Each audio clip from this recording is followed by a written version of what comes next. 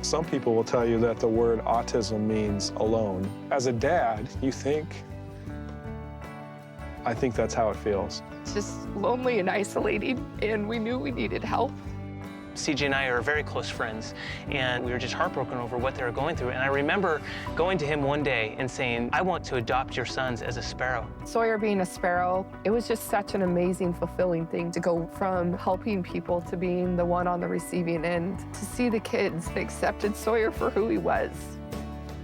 It was phenomenal. I'm CJ McPhail, and this is my incredible wife, Lindsay. We have 3 amazing boys. I'm Sawyer, and I like to introduce my brothers. Thatcher is 3, and Crew is 2. I really love them. Lindsay and I had always had a passion for serving others. CJ was a youth pastor, and we really wanted a project that our youth kids could get involved with and would have lasting impact. And we found Sparrow Clubs. Sparrow Clubs was a tiny nonprofit with 1 chapter, and once Lindsay and I saw the potential, we were able to start the 2nd chapter. So what Sparrow Clubs does is we walk into a public school with a local child we call a sparrow in medical need, and we challenge that public school to adopt this child and put in community service hours, which earns money for that family.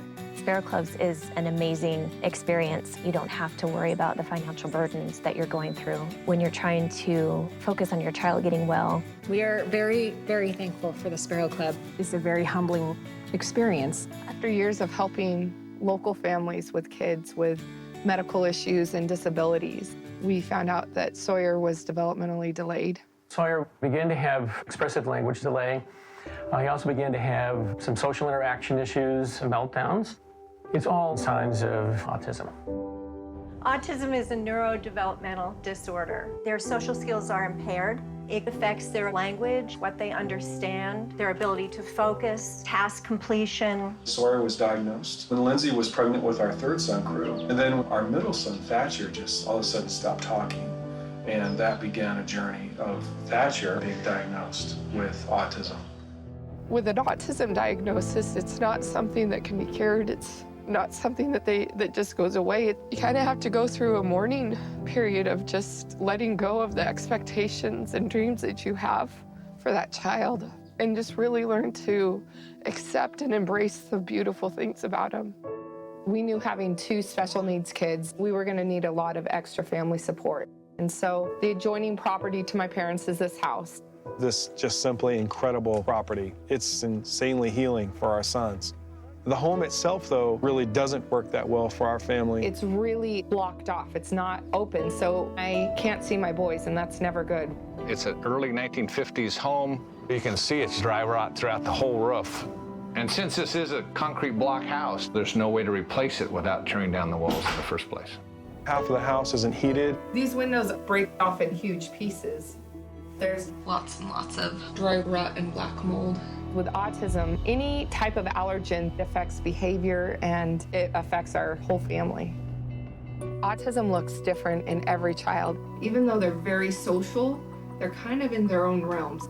It's a very broad spectrum disease. We go from a child that is severely affected, nonverbal, non-communicative, all the way up into someone mildly affected who now communicates, but yet he still has autism. For Sawyer, he has issues with communication. You could say the same thing, but if you say it in a way he's not used to hearing it, that's what leads to meltdowns or really hard days. We've done tons of therapy, and our life is therapy for them. It will just calm him down. Thatcher really would prefer to be alone all the time. He doesn't necessarily want to be touched without an invitation. Thatcher likes to have these little cotton balls that he sticks in his ears. It really calms him down. For us, what's really important is having visual schedules, because when they know what's happening next, that's what's going to prevent the meltdowns. A lot of kids on the spectrum cannot digest the proteins in gluten and casein properly. Wheat, barley, and rye, or any dairy products, just creates huge behaviors if they have the wrong foods. Keeping them on the strict diet is really expensive. Some people will tell you that the word autism means alone. As a dad, you think,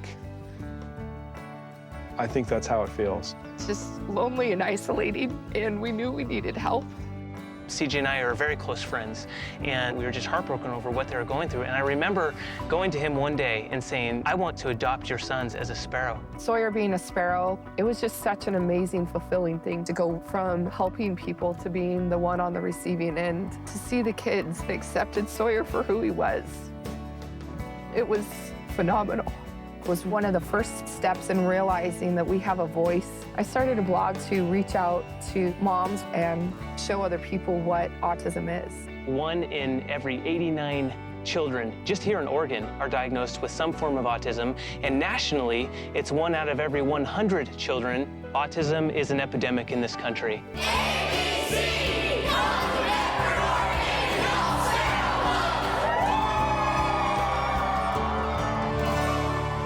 Nice family, very Awesome, nice. right? Very nice. I'd never heard of the Sparrow Club before. Now, any of you guys ever met a family or know anybody with autism? I have some my cousins in my family, but it's so hard to understand because each kid is so different. I just know that he'll, like, if anything's changed, he'll freak out and he actually hurts himself. I think what we do know is that people with autism really like a structured environment. They like to have a routine.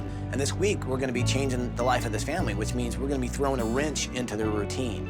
So we're gonna need to do things a little bit differently, including surprising the family. Loud noises can be a bit of a problem, so I'm gonna have to turn the volume down on the megaphone. Finally, right? all those years. I think we can all enjoy that today. So what do you say? Can we do this? We can do it. Bring it on, people, are you with me? With me. Well, then let's do it!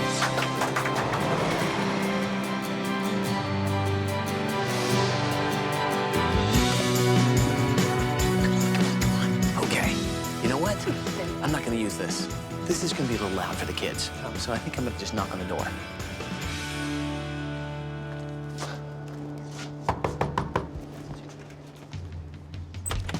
Good morning, McPhail family! Hi!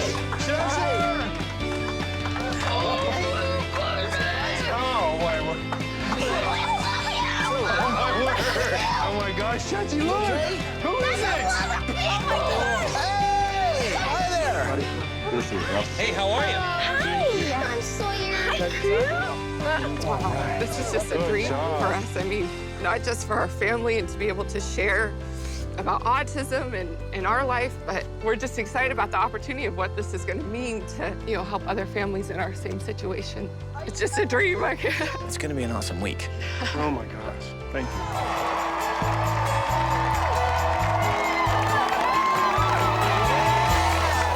There's people cheering for us. Oh my word.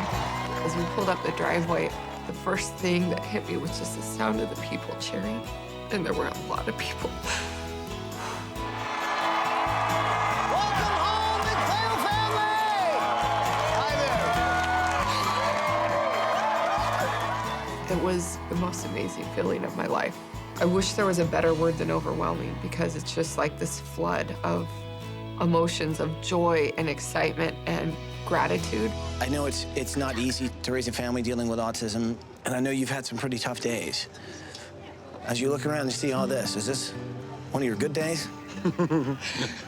It's the best day. I mean, I think as a special needs mom, you face and challenges this feeling like you're alone or that people don't understand or maybe don't care, but to look out and see so many faces that we know and so many that we don't know that are here to support us, I mean, it doesn't get better than that. I'm a speaker, and I don't have words. That's pretty big for him. That is pretty amazing, actually. Other than thank you. Thank you, everyone. Thank you. Well, what do you say? Would you guys like to see what's behind this bus? Yes. Yeah? You want to see what's behind that? You guys want to see what's behind the bus? You guys know what to say, right? Yeah. You want to help me say it? Move that bus. All right, here we go.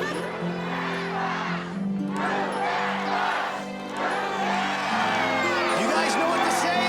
Say it with me. Here we go. Bus driver. Move that bus.